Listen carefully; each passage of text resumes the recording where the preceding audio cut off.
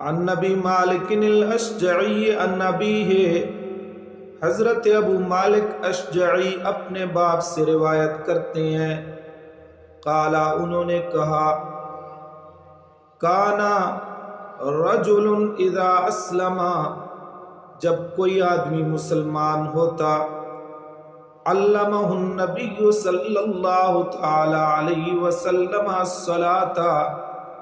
تو امام الانبیاء پیغمبر صلی اللہ تعالی علیہ وسلم اس کو نماز کی تعلیم دیتے، ثم امرہ ان یدعو بہؤلاء الکلمات، پھر پیغمبر علیہ الصلوۃ والسلام اس کو حکم دیتے یہ کہ وہ دعا کرے ان کلمات کے ساتھ، اللہم اغفر لی، اے اللہ مجھے بخش دے، ورحمنی، اور مجھ پر رحم فرما، وہدنی، اور مجھے ہدایت یافتہ بنا دے،